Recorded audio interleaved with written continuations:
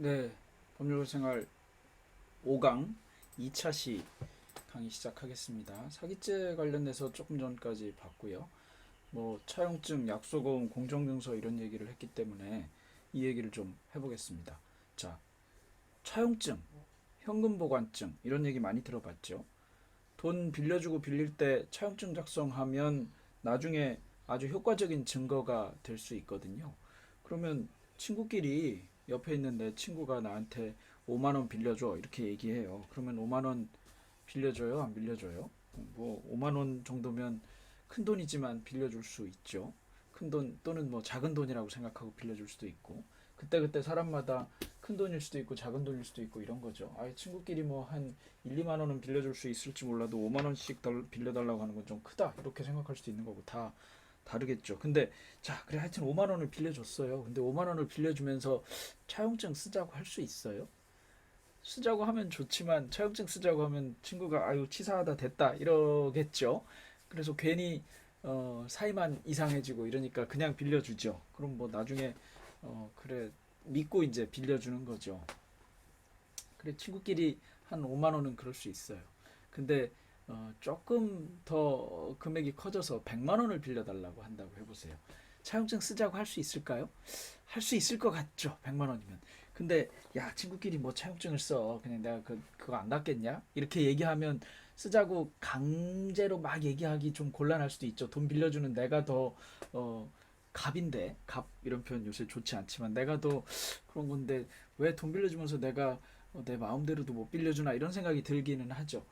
그러면 그래서 하여튼 A가 B한테 차용증을 안 쓰고 100만 원을 빌려줬어요. 그리고 나중에 한 달 뒤에 갚기로 했는데 한 달 지났어요. 추석 지나고 갚을게. 추석 때 내가 고향에 부모님 선물도 하고 꼭 이래야 돼서 필요한데 추석 지나고 나면 알바한 거 돈이 나오니까 그걸로 갚아줄게. 꼭 갚아줄게.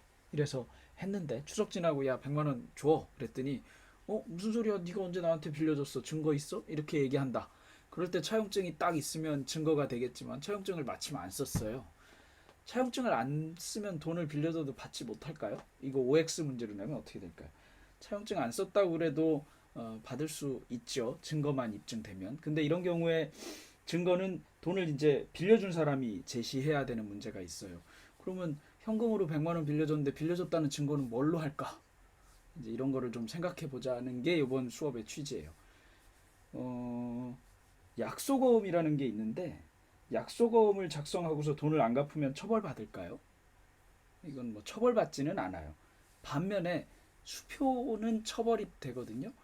가기 뭐 자기압 수표, 뭐 가계 수표 이런 거는 부정수표 단속법으로 처벌되는데 흔히 말하는 그 은행에서 발행하는 10만 원권 자기압 수표 이런 거는 은행이 지급을 담보하는 거기 때문에 부도날 가능성이 없어요. 그게 아닌 당좌 수표라는 것이 있는데 당좌 수표의 경우에는 부도가 나면 부정수표 단속법으로 처벌해요.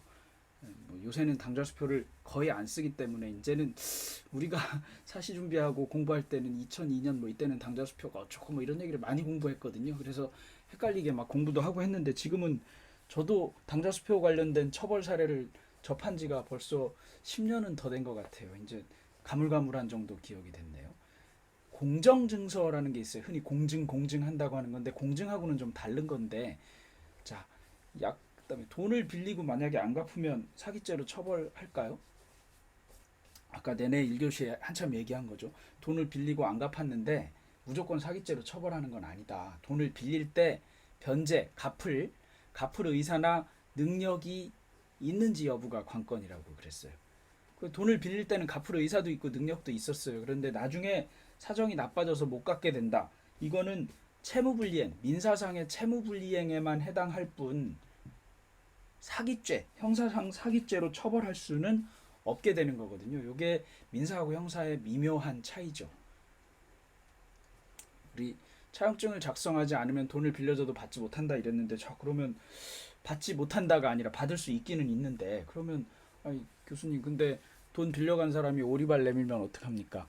그래서 여러 가지 증거를 이제 만드는 건데요. 친구 간에 뭐 증거 만들어가면서 거래할 수는 없긴 하지만 어떻게 하냐면 예를 들어 카카오톡 메시지로 야 100만 원만 빌려줘 내가 그럼 언제 갚을게 이렇게 하고 돈 빌려준 근거가 남아있다. 그리고 갚겠다는 문자나 이런 게 있다. 이러면 이거는 돈을 빌려준 증거가 될 수 있어요. 여러분들 흔히 요새 조금씩 쓰는 이제 카카오뱅크나 이런 걸로 돈 빌려줬다.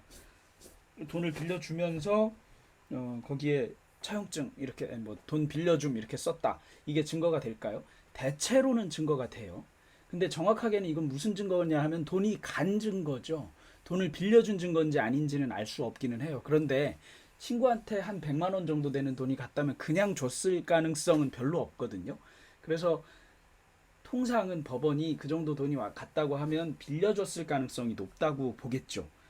그 돈이 아주 가까운 사이라서 증여받은 거다 이렇게 주장하는 경우에는 또 달라질 얘기는 가능성은 있지만, 그래서 온라인으로 송금한 흔적도 금전 대여의 증거가 될 가능성이 많아요. 이건 확실하게 100% 된다 이렇게까지 얘기는 못하지만 증거가 되는 경우가 많으니까, 만약에 친구가 한 100만 원, 200만 원 빌려달라고 하는데, 또는 뭐 나중에 여러분이 사회생활을 하는데 한 300만 원 누가 빌려달라고 하는데, 야 구차하게 차용증 쓰자 말자 이런 얘기 하기는 뭔가 내가 좀 좀스러운 것 같고, 이럴 때 그러면 저기 근거를 하나 남기게, 또는 뭐 그런 말 하지 말고 문자로 계좌번호 하나 찍어주세요, 얼마 보내달라고. 그러면 내가 그 문자 얘기해서 보내줄게요 이렇게 하고 계좌로 보내고 받고, 그리고 언제까지 갚겠다고도 하나 써주세요 이러면 그걸 다 종합하면 차용증의 역할을 할 수 있게 돼요. 자, 그러면 그거는 그거고, 차용증을 하나 써볼까요?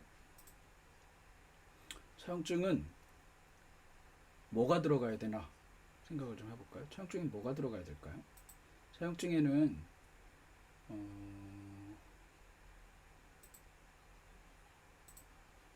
차용증을 잠깐 띄울 건데, 차용증을 띄우기 전에, 자, 우리가 돈을 받으려고 해요.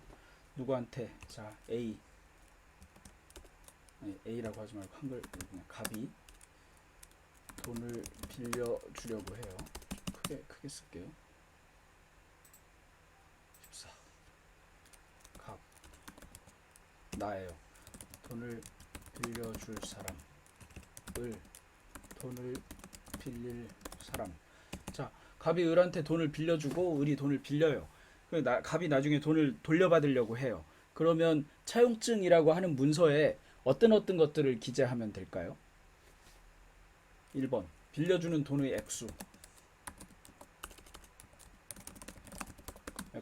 1000만 원.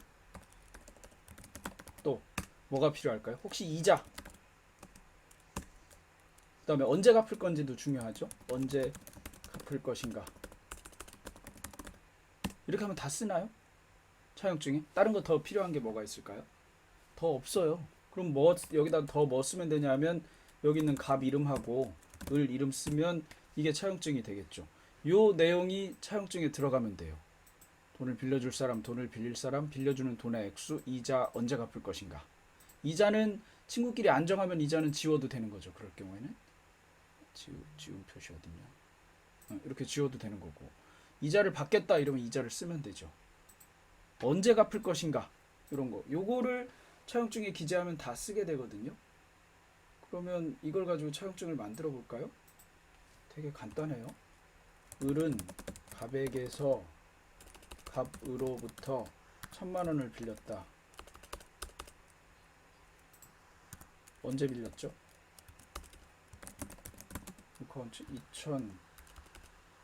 2020년 오늘이 9월 며칠인가? 27일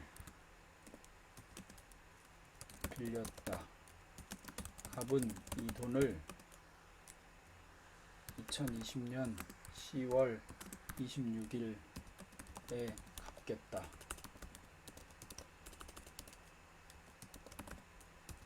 이자는 5만 원을 주겠다.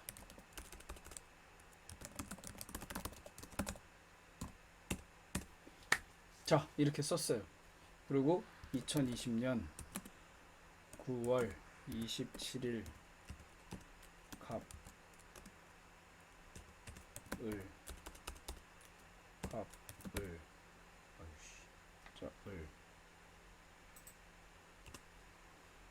이렇게 썼어요.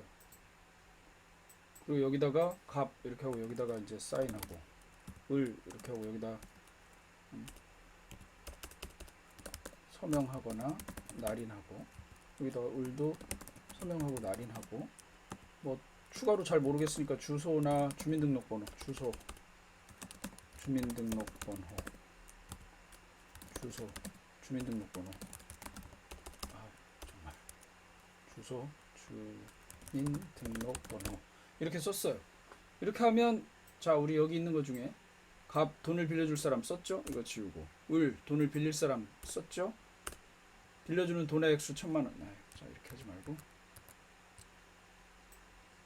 이거 썼는지 안 썼는지를 하나하나 체크해 보죠. 이거 썼죠?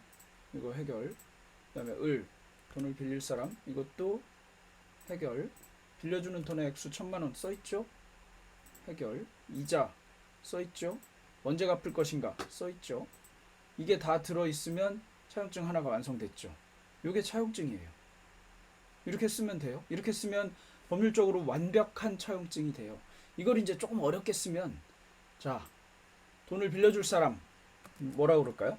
채권자, 뭐 대주 이렇게 써요.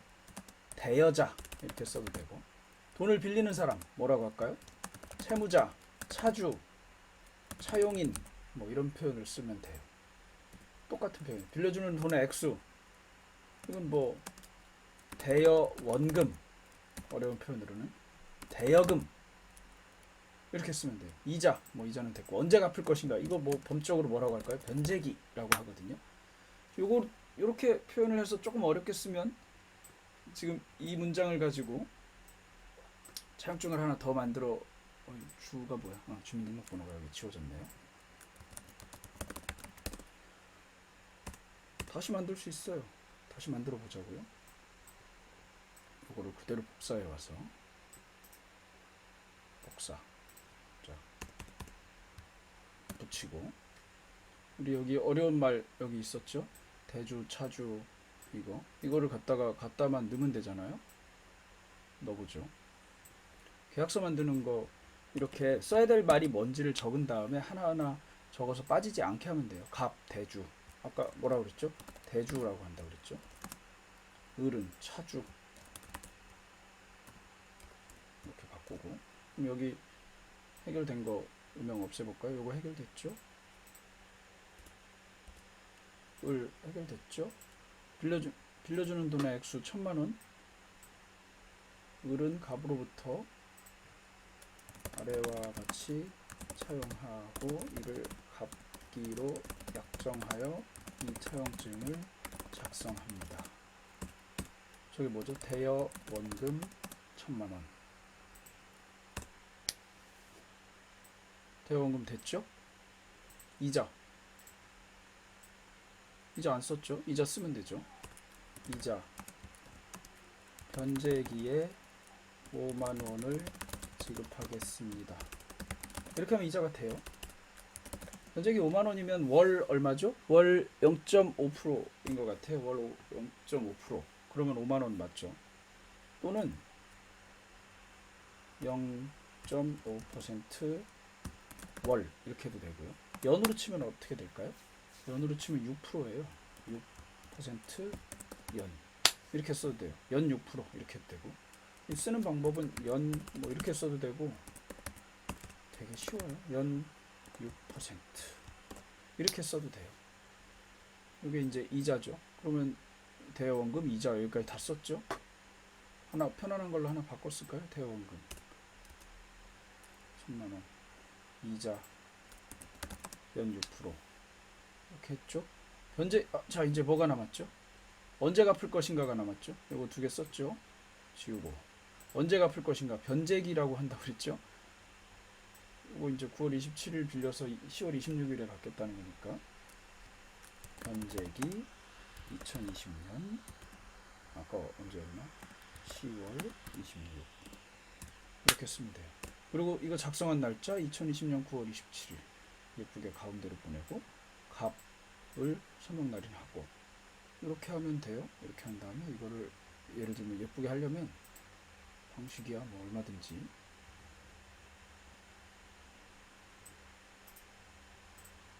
이렇게 해서, 어디 갔어? 어디 갔지? 더 어디 갔어?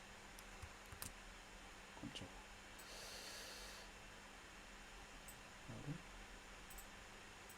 쫙 잘라서 잘라내기. 여기다가 붙이고, 이거 차용증이었잖아요. 이 위에다가 차용증 쓰고, 이렇게 해서 이렇게 만들고 크기 조절하고, 이렇게 하면 차용증이에요. 이게 어때요? 되게 간단하죠. 마이크 음량을 조절하라고.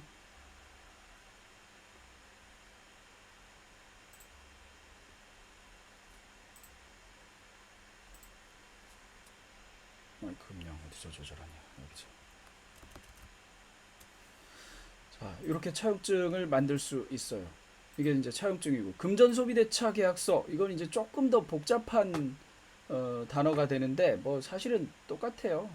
똑같은 거고, 이것도 만들면 금전 소비 대차 계약서 이렇게 해서 조금 복잡한 형태로 만들면 되거든요. 요거랑 동일하게 갑은 을로부터 천만 얼마를 빌렸고 언제 갚기로 약정한다 이렇게 쓰면 돼요. 제목만 금전 소비 대차 계약서로 바꿔도 금전 소비 대차 계약이 돼요.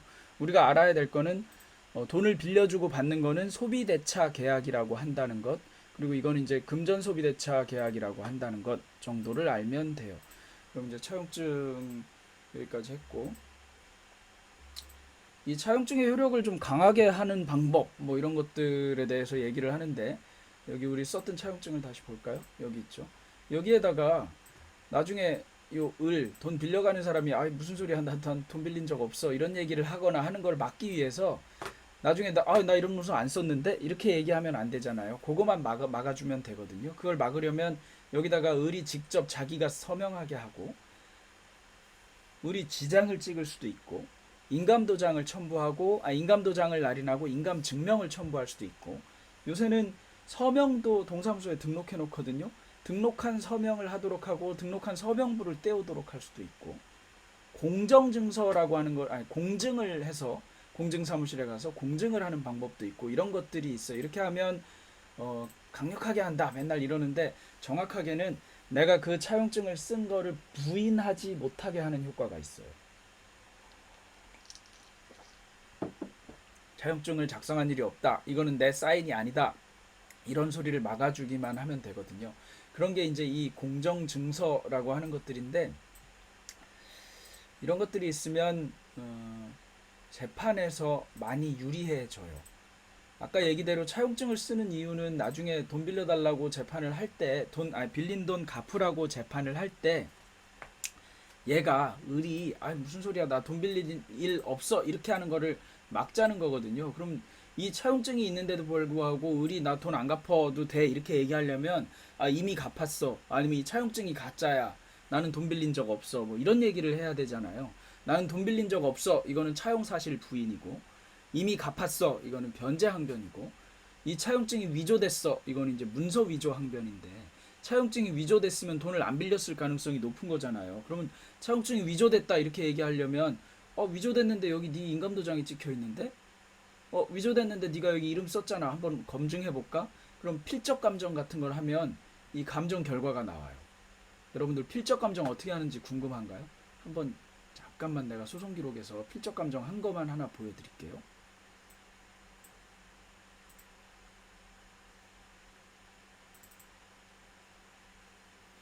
필적 감정 하면 감정 결과가 되게 빨리 나와요.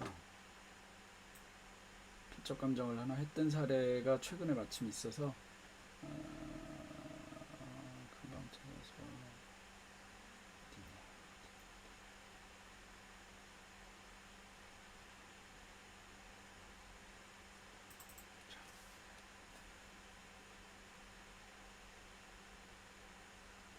감정서 필적해서 법원에 들어간 거고요. 사람 이름이 나오니까 조금 넘길게요. 어떻게 감정하냐면, 어떤 글씨를 쓸 때 이 사람은 어떤 습관으로 글씨를 쓰더라 이런 거를 가지고 이거를 감정했어요. 이렇게 해서 여기 이 사람은 이응을 쓸 때 이런 흔적이 있고 비읍을 쓸 때 이런 식으로 감정하더라, 그리고 갖고 있는 문서는 이거고 딴 데다가 이 사람이 쓴 문서는 이렇더라, 이렇게 확인을 해보니까 이렇게 확인을 해요. 다른 글씨도, 주소도 쓴다고 그랬잖아요. 이런 글씨를 쓴 거나 숫자를 쓴 거나 이런 거를 확인해 보면 최종적으로 같은 사람이 쓴 것이다. 아니면 다른 사람이 쓴 것이다. 여기 이렇게 강서구를 쓸 때 시읒에 어떻게 했는지, 기역을 쓸 때 어디서 출발해서 어디서 끝났는지, 화곡팔동 이런 걸 쓴 거, 이런 거를 다 따져서 최종적으로, 이게 이제 문서, 해당 문서예요. 최종적으로 이거는 동일하다 아니다를 답을 해요. 어디냐면 신월 이동의 신자의 자음 시옷과 니은의 받침 습성, 월자의 이응 돌림 획, 이런 게 어떠어떠 하기 때문에 이거는 같은 글자다, 이런 식으로 감정을 이렇게 해줍니다. 필적 감정서를 하나 보여드리려고 했고요. 그래서 여기에 가급적이면 글자가 많이 써 있으면 나중에 다른 글자 쓴 거랑 대조해가지고, 야 너는 비읍을 쓸 때 이런 습관이 있던데, 너는 이응을 쓸 때 이쪽부터 이렇게 돌려서 쓰던데, 이런 거를 가지고 감정을 해서 이게 감정이 위조됐다, 아니면 네가 쓴 글씨다, 이거를 밝혀낼 수 있어요. 지금 기술 좋아서 이런 거 컴퓨터 그래픽으로 딱 갖다 놓고 감정할 수 있어요. 심지어 여러분도 글자 쓴 거 갖다가 파워포인트에 놓고 대조하면 이게 비슷한 건가 아닌가 대략 아마추어도 알 수 있을 정도가 되거든요. 완전히 근데 일부러 다르게 쓰려고 열심히 다르게 쓰는 사람들 있잖아요. 이응을 평소에는 쪼만하게 쓰다가 길게 썼다 뭐 이렇게 해도, 그렇게 해도 나와요. 그렇게 해도 동일한 사람은 필적을 쓸 때 그 특징이 없어지지 않는다고 해요. 그래서 잡혀요. 여기 있고 자격증. 그래서 법원을, 자 이제 이렇게 굳이 쓰는 이유는 차용증의 효력을 강화하거나 뭐를 첨부하거나 하는 거는 그래서 그런 거다, 이런 얘기고, 사서증서, 공정증서 이런 얘기가 있는데 이거는 조금 재미는 별로 없어요. 그런데 그냥 얘기는 해드릴게요.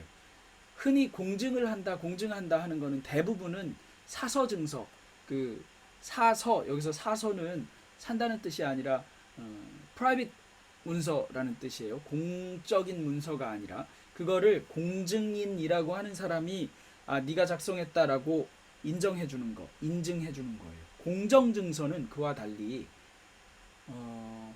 집행문 같은 게 부여돼서 그대로 강제 집행할 수 있는 거예요. 그게 무슨 얘기냐? 똑같은 얘기 아니냐 싶을 수 있는데, 아까 그 차용증 처음에 작성한 거는 그거를 가지고 곧바로 강제 집행할 수는 없어요. 소송까지 해서 판결까지 받아야 비로소 그걸 가지고 강제 집행을 할 수 있거든요.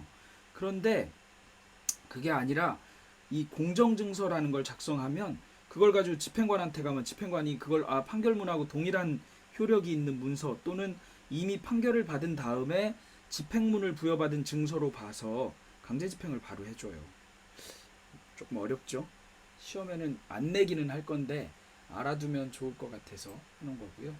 이렇게 얘기하면 오늘 할 대부분의 얘기는 마쳤습니다. 조금 짧은 것 같은데 왜 짧을까요? 앞 시간을 길게 해서 그런 거죠. 사기죄 성립 요건하고 이런 부분 조금 면밀하게 살펴봤으면 좋겠고요. 특히 사기죄에 있어서의 기망의 의사는 돈을 빌릴 당시를 기준으로 판단한다. 돈을 빌리거나 그 무렵에 돈을 갚을 변제 능력, 의사나 능력이 있었는지를 판단한다. 이게 가장 중요해요. 이게 시험에 나와서뿐만 아니라 나중에 여러분들이 이 사람이 나한테 사기를 친 건가 안 친 건가를 판단할 때 있어서도 굉장히 중요한 요소가 돼요. 조금 더 사례를 설명을 하나만 더 하면, 아까 100만 원 빌려가는 얘기를 했죠.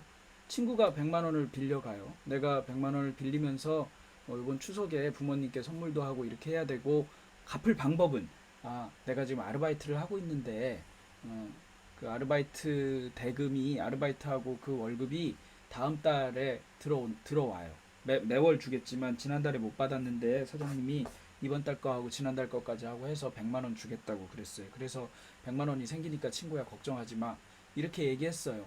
그랬는데 10월이 됐는데 편의점 사장님이 어려워졌다고 하면서 야, 돈 한 달만 더 있다 줄게, 이래서 돈을 못 받았어요. 그래서 나도 내 친구한테 100만 원 갚겠다는 약속을 못 지켰어요. 이거는 사기죄일까요, 아닐까요?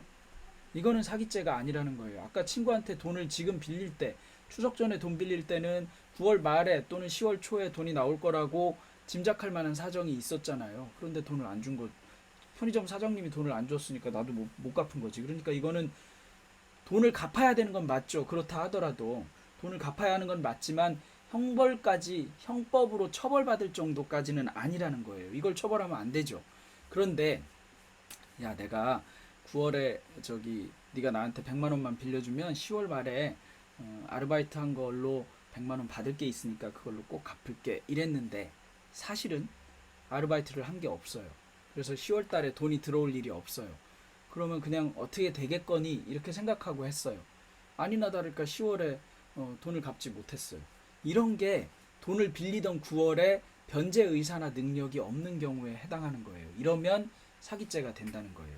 이거를 판단하기가 실제 상황에서는 대단히 어려운 경우가 많아요. 지금 되게 단순하게 상황을 만들어서 그런 건데 이런 점 때문에 사기죄 성립이 그렇게 쉽게 인정 안 되는 경우가 많다는 거를 한마디만 더 첨언하고 오늘 강의를 마치겠습니다.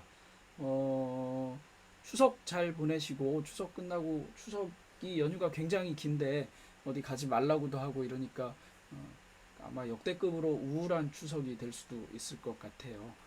다들 이 코로나 사태 정신 건강에 더 유의하고 그래도 기쁘게 어떻게 해야 될지 모르겠어요. 다들 우울하고 이럴 텐데 잘 지내고 또 건강한 모습으로 하루빨리 만났으면 좋겠고 그게 안 된다 하더라도 다음에 온라인으로라도 반갑게 만났으면 좋겠습니다. 자, 오늘 강의 듣느라고 수고하셨습니다.